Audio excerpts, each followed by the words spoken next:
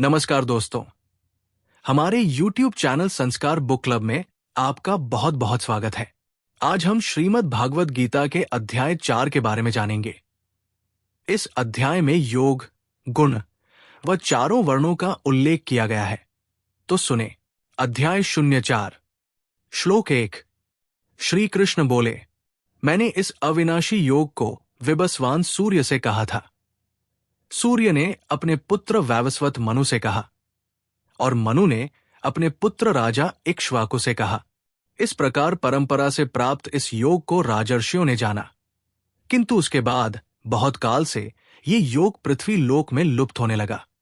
हे अर्जुन, तुम मेरे भक्त और परम सखा हो, इसलिए ये पुरातन योग आज मैं तुम्हें बता रहा हूं, क्योंकि ये बड़ा ही उत्तम रहस्य है, अर्थात गुप्त रखने योग्य विषय है। अर्थ, इस श्लोक में श्री कृष्ण अपने साकार रूप की नहीं, बल्कि उस विराट और निराकार स्वरूप की बात कर रहे हैं कि मैंने ये योग सूर्य से कहा था। इस श्लोक में यह बताया गया है कि जब सृष्टि की रचना हुई तब से ही ज्ञान ब्रह्मांड में रच बस गया था। ये ज्ञान अविनाशी और शाश्वत है, क्योंकि ये निराकार परमात्मा से आया है, जो खुद अविनाशी और शाश्वत है। इस योग में ज्ञानयोग और कर्मयोग दोनों ही शामिल हैं। इस योग का अस्तित्व सृष्टि के आरंभ से है। सूर्य यानी प्रकाश। जब ज्ञान का सूर्य उदय होता है तो अज्ञानता का अंधकार मिट जाता है। इसमें विवस्वान सूर्य देव है। मनु प्राचीन समय में नियम या कानून बनाने का काम संभालते थे। इक्ष्वाकु क्षत्रियों के पूर्वज हैं, जिनका वंश सूर्य देव से उत्पन्न है। इस योग को परंपरा के माध्यम से राजऋषियों ने जाना, लेकिन उसके बाद धीरे धीरे ये पृथ्वी लोक से गायब होने लगा। अगर किसी देश के ऋषियों के पास इस योग का ज्ञान हो, यानी जो जीवन के नैतिक मूल्यों के बारे में जानता हो, तो उनके माध्यम से ये समाज की जड़ों तक पहुंच जाता है। ज्ञान की ये धारा सृष्टि के आरंभ से लगातार बह रही थी, लेकिन स्वार्थी और अधर्मी लोगों के हाथों में पड़कर इस योग की शिक्षाएं खोने लगी। गीता के माध्यम से इसे पुनर्जीवित करना ही भगवान की मंशा है। यहां इस योग को गुप्त इसलिए कहा गया है क्योंकि आमतौर पर हर कोई इसके बारे में नहीं जानता, और ये केवल वे लोग ही प्राप्त कर सकते हैं जो इसके लिए खुद को तैयार करते हैं, यानी आत्मा और शरीर के बीच के फर्क को समझते हैं, कर्म के सिद्धांत को समझते हैं। क्योंकि ज्ञान पाने के लिए मैं और मेरा यानी अहंकार की भावना को त्यागना पड़ता है, तभी ज्ञान का अमृत मनुष्य के भीतर समा सकता है। श्लोक 2। अर्जुन बोले, हे माधव, आपका जन्म तो अभी हाल का है और सूर्य का जन्म बहुत पुराना है, अर्थात कल्प के आरंभ में हो चुका था। तब मैं इस बात को कैसे समझूं कि आपने कल्प के आरंभ में सूर्य से ये योग कहा था? अर्थ, अर्जुन यहां श्रीकृष्ण की बात सुनकर चकित है, क्योंकि सूर्य का अस्तित्व तो तब से है जब इस सृष्टि की रचना हुई थी, लेकिन श्रीकृष्ण का जन्म द्वापर युग में हुआ था, जिसे बीते बहुत लंबा समय नहीं हुआ है। तो फिर कैसे उन्होंने सूर्य को यह ज्ञान दिया होगा? श्लोक 3। श्री कृष्ण कहते हैं, हे पार्थ, मेरे और तेरे बहुत से जन्म हो चुके हैं, उन सबको तुम नहीं जानते, किंतु मैं जानता हूं। मैं अजन्मा और अविनाशी और सभी जीवों का परमात्मा होते हुए भी प्रकृति को अधीन करके अपनी योगमाया से प्रकट होता हूं। हे भारत, जब जब धर्म की अति हानि होती है और अधर्म की अति वृद्धि होती है, तब मैं अवतरित होता हूं। साधु पुरुषों का उद्धार करने के लिए, पाप कर्म करने वालों का विनाश करने के लिए और एक सत्य धर्म की स्थापना करने के लिए मैं हर कल्प में प्रकट होता हूं। अर्थ, अर्जुन के मन में उठे इस सवाल का कारण यह है कि सीमित ज्ञान वाले अर्जुन को लगता है कि श्री कृष्ण एक साधारण आदमी है, न कि सर्वशक्तिमान और सर्वज्ञ परमात्मा।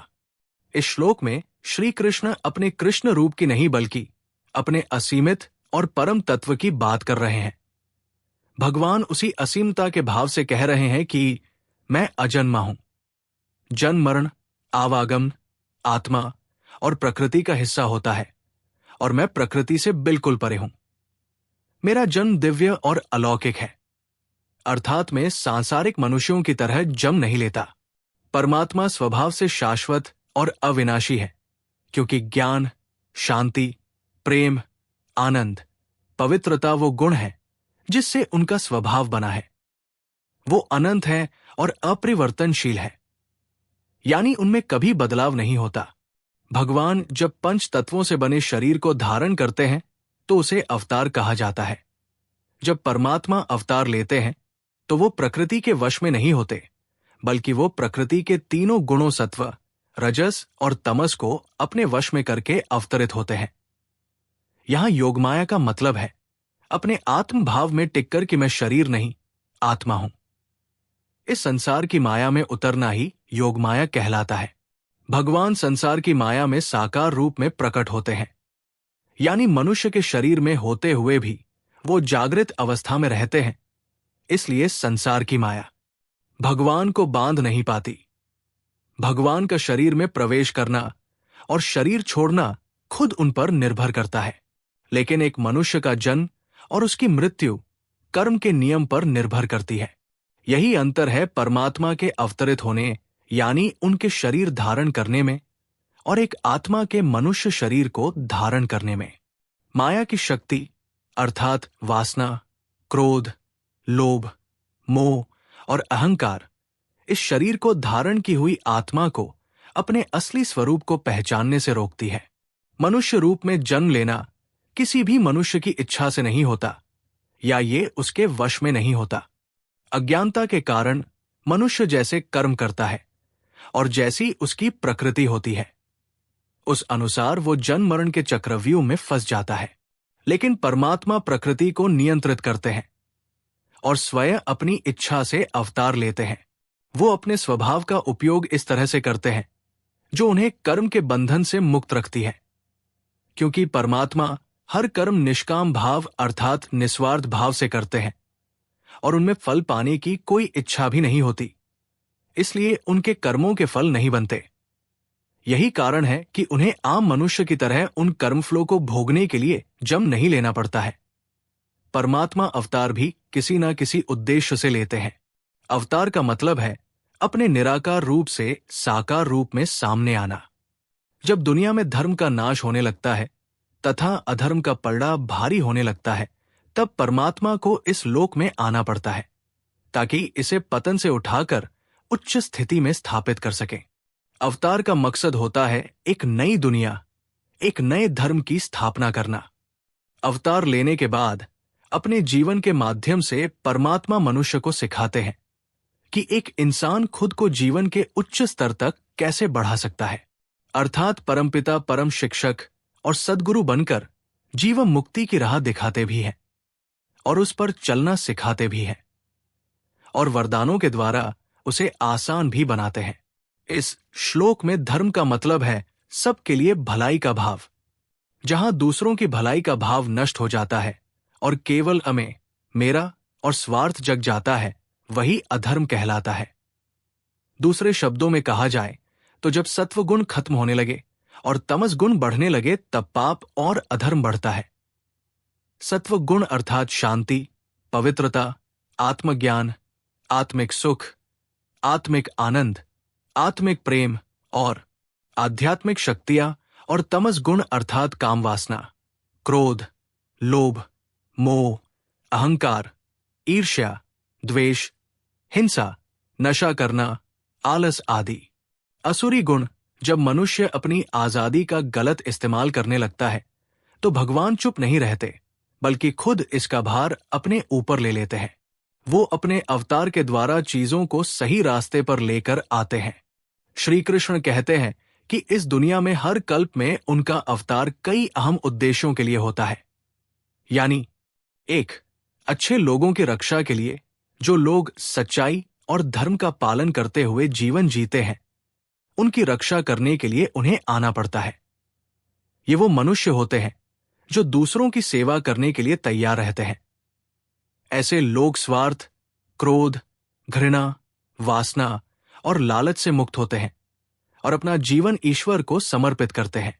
2, पाप के विनाश के लिए अधर्म का जीवन जीने वालों में गलत प्रवृत्ति को खत्म करने के लिए भगवान अवतार लेते हैं। यहां नाश का मतलब किसी को मारना नहीं है, बल्कि लोगों के मन में बसी स्वार्थी इच्छाओं और बुराइयों को खत्म करना है। पाप का मतलब है जो लोग समाज के कानून तोड़ते हैं, जो बेईमान और लालची होते हैं, जो दूसरों को तकलीफ पहुंचाते हैं, जो ताकत का इस्तेमाल कर दूसरे की संपत्ति पर कब्जा कर लेते हैं आदि, ये सभी पाप कर्म कहलाते हैं। 3. धर्म की स्थापना करने के लिए जब धर्म की रक्षा की जाती है और परमात्मा सत्व गुणों को आत्मा में धारण कराते हैं, तब दुष्ट प्रवृत्तियों का नाश हो जाता है, तो समाज में धर्म की एक बार फिर से स्थापना हो जाती है और समाज धर्म के अनुसार जीने लगता है। श्लोक 4. श्री कृष्ण बोले, हे अर्जुन, मेरे जन्म और कर्म दिव्य अर्थात निर्मल और अलौकिक है। वे केवल धर्म को स्थापित करने और संसार का उद्धार करने के लिए ही अपनी योगमाया से प्रकट होते हैं। परमेश्वर के समान दयावान, प्रेमी और पतित पावन दूसरा कोई नहीं है। ऐसा समझकर जो मनुष्य परमेश्वर का अनन्य प्रेम से लगातार चिंतन करता हुआ आसक्ति के बिना संसार में जीता है, वही उनको तत्व से जानता है। वो इस शरीर को त्याग कर फिर जन्म नहीं लेता, किंतु मुझे ही प्राप्त होता है। पहले भी जिनके राग, भय और क्रोध पूरी तरह नष्ट हो गए थे और जो मुझ में अनन्य प्रेम से स्थित रहते थे, ऐसे बहुत से भक्त ज्ञान के तप से पवित्र होकर मेरे स्वरूप को प्राप्त हो चुके हैं। हे अर्जुन, जो भक्त मुझे जिस रूप में भजता है, मैं भी उनको उसी प्रकार भजता हूं। इस मनुष्य लोक में कर्मों के फल चाहने वाले लोग देवताओं की पूजा करते हैं, क्योंकि उन्हें कर्मों से मिलने वाले फल बड़ी जल्दी मिल जाते हैं। अर्थ, इस संसार में अपने अवतार के कारणों को बताने के बाद भगवान ने कहा कि वे मनुष्य जो इस महान सत्य को जानते हैं कि कभी जन्म न लेने वाले परमात्मा जन्म और मृत्यु से परे हैं, और वो धर्म की स्थापना के लिए कर्म करने में सक्रिय रूप से लगे हुए हैं, वो आत्मज्ञान की रोशनी से भर जाते हैं, परम सत्य को जान जाते हैं। इस तरह वो दुनिया में जन्म और मृत्यु के चक्र को पार कर लेते हैं और ब्रह्मा को प्राप्त करते हैं। अवतार का उद्देश्य केवल दुनिया की व्यवस्था को बनाए रखना नहीं है, बल्कि मनुष्य को उनके स्वभाव में परिपूर्ण बनने में मदद करना। इसके लिए मनुष्यों को सांसारिक वस्तुओं के लिए लगाव का त्याग करना होगा, इच्छा से मुक्त हो जाना होगा, स्वार्थ से मुक्त होना होगा। मनुष्य को इस बात को समझना होगा कि वो निरंतर, अविनाशी, शाश्वत आत्मा है और बदलाव केवल शरीर का एक गुण है। जब कोई मनुष्य आत्मविकास के इस चरण में पहुंच जाता है, तो वो निडर हो जाता है और हर जगह उस पवित्र आत्मा को देखने लगता है जो उसके अंदर भी वास करती है। और ऐसी अवस्था में उसके अंदर क्रोध पैदा नहीं होता, वो उसी भाव में लीन हो जाता है और उसके प्रति पूर्ण समर्पित हो जाता है।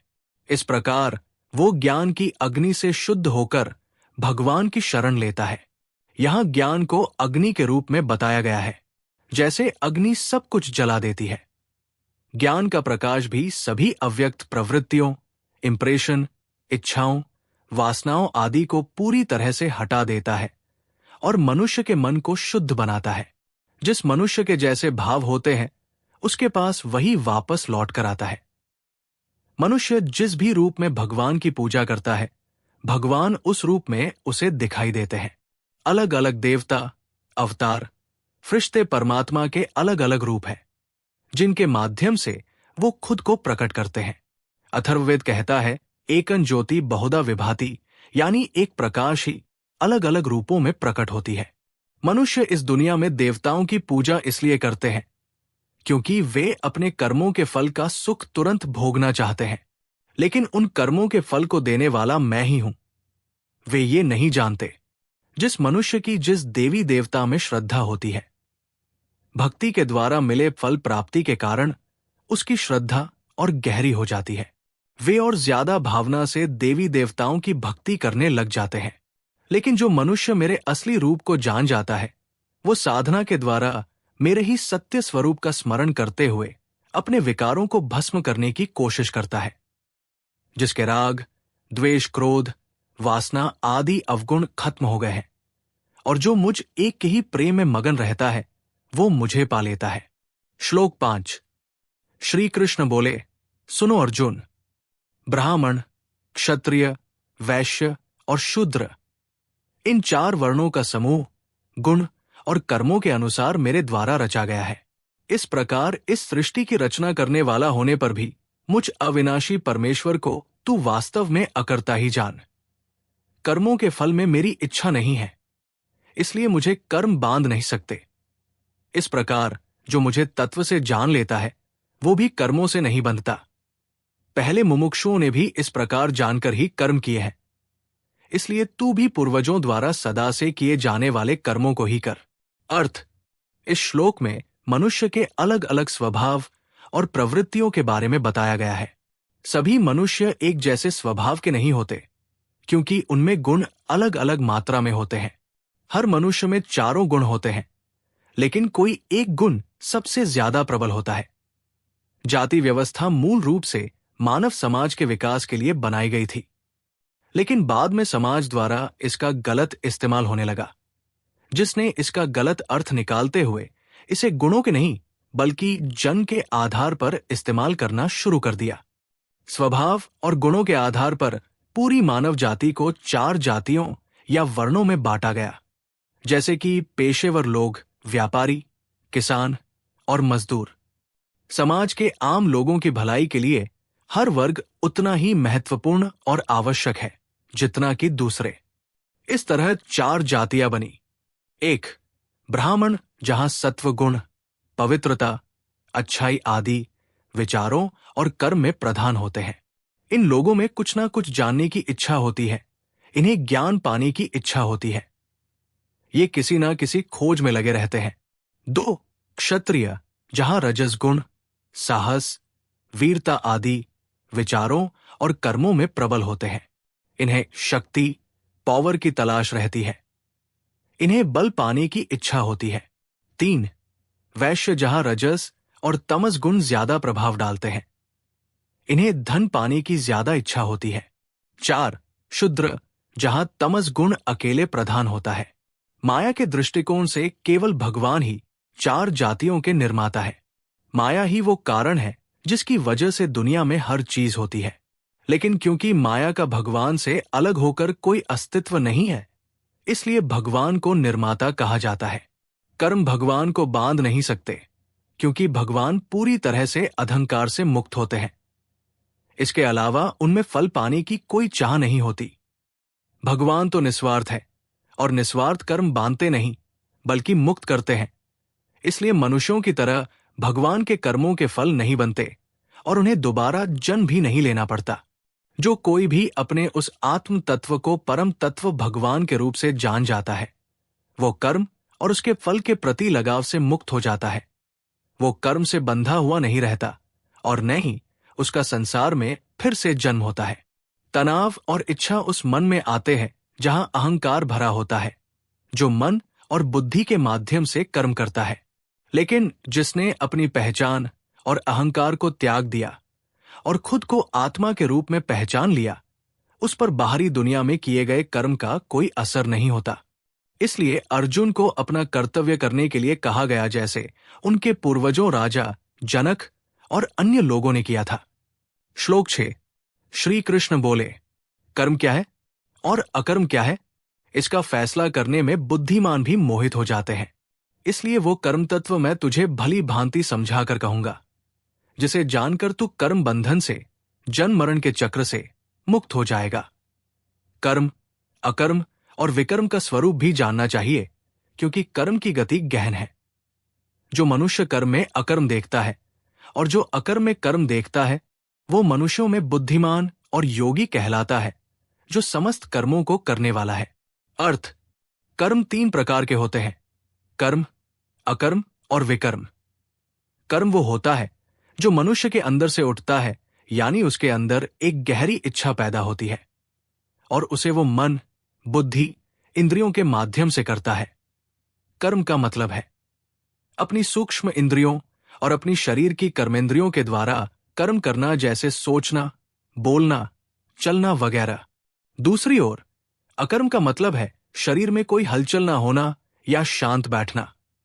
जब मनुष्य अंदर से ठहराव में हो, शांत हो, उसे अकर्म की अवस्था कहते हैं।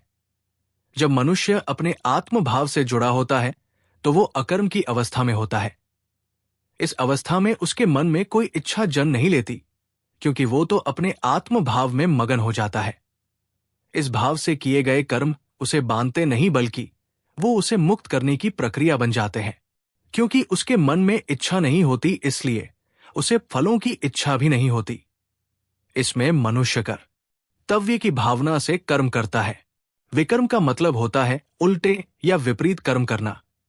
ग्रंथों में इसे निषिद्ध कर्म भी कहा जाता है। ऐसे कर्म मनुष्य के पूरे जीवन को बिखेरने का काम करते हैं, उसके मन की शांति को नष्ट कर देते हैं, उसमें शक भर देते हैं, जिससे उसका शरीर खराब होने लगता है। किसी भी मनुष्य को पीड़ा या तकलीफ पहुंचाना, उसे दुखी करना, ये सब विकर्म कहलाते हैं। ऐसे कर्म केवल स्वार्थ की भावना और खुद की इच्छा पूरी करने जैसे भाव पर टिके होते हैं। भगवान यहां अर्जुन को बिना किसी लगाव के कर्म करने के लिए कह रहे हैं, लेकिन असल में कर्म क्या है और अकर्म क्या है, ये जाने बिना मनुष्य के लिए अपना कर्म करना मुश्किल हो जाता है। इसलिए भगवान अर्जुन से कहते हैं कि वो उन्हें कर्म का असली मतलब समझाएंगे, ताकि अर्जुन ऐसे कर्मों को समझ सके जो लगाव की भावना, कर्ता की भावना और फल की इच्छा से मुक्त होता है। मनुष्य का जीवन ऐसे पलों से भरा रहता है जब वो कर्म करता है और कई बार कर्म नहीं भी करता। लेकिन अगर कर्म ना किया जाए तो उन्नति संभव नहीं है। कर्म करते रहना ही मनुष्य का निर्माण करती है, और ये इस बात पर निर्भर करता है कि वो किस तरह के कर्म कर रहा है। भगवान यहां कर्म का एक और मतलब समझाते हुए कहते हैं कि कर्म को रचनात्मक यानी निर्माण करने वाला और विनाशकारी के रूप में बताया। यहां रचनात्मक एक्शन को कर्म कहा गया है, जो मनुष्य के विकास में योगदान करते हैं। विनाशकारी कर्म ऐसे कर्म हैं जो मनुष्य को बर्बादी की ओर ले जाते हैं, और शास्त्र इसकी निंदा करते हैं। इसे विकर्म कहा गया है। श्री कृष्ण ने अर्जुन को विकर्म से बचने, कर्म करने और पूरी तरह से अकर्म में रहने की सलाह दी। श्री भगवान कहते हैं कि अगर कर्मों को समझना है तो कर्मों के पीछे की मंशा या इच्छा को देखना चाहिए। अगर मंशा शुद्ध है तो कर्म भी महान होंगे, और अगर मंशा अशुद्ध है तो कर्म भी पाप कर्म बन जाएंगे। कर्म में अकर्म देखना, इसका मतलब है कर्म करते हुए भी खुद को अकर्ता मानना। यहां कर्ता भाव के साथ कर्म नहीं होता। केवल नासम भी खुद को सक्रिय मानता है, लेकिन एक बुद्धिमान कर्म करते हुए भी खुद को अकर्ता मानता है, क्योंकि वो जानता है कि ये कर्म तो इंद्रियों, शरीर और मन के द्वारा उसके गुण उससे करवा रहे हैं। अकर्म में कर्म देखना, इसका मतलब है अकर्ता भाव में होकर खुद को परमात्मा से जोड़ना और ये मानना कि यहां जो कुछ भी हो रहा है मुझसे हो रहा है। एक नासमझ को लगता है कि उसका शरीर, इंद्रिया, मन कर्म नहीं करते, यानी वो कोई एक्शन नहीं करते, लेकिन समझदार जानते हैं कि ये सभी एक्टिव होते हैं, कर्म करते हैं। इसलिए वो उस बात में कर्म को देख लेता है जिसे नासमझ अकर्म समझते हैं। इसी तरह एक समझदार अकर्म में कर्म देखता है। वो जानता है कि अकर्म भी एक तरह का कर्म है और वो शरीर से संबंधित है। आत्मा कर्म और अकर्म से परे है। वो जो कर्म और अकर्म का मतलब जान जाता है, वो मनुष्यों में बुद्धिमान है, वो योगी है। वो सभी कर्म बिना बंधे हुए करता है। वो कर्म के बुरे परिणाम से मुक्त हो जाता है, जो दिखाता है कि उसने सब कुछ हासिल कर लिया है। यदि आपको हमारा ये प्रयास अच्छा लगा तो प्लीज इस चैनल को लाइक, शेयर और सब्सक्राइब करना ना भूले। धन्यवाद।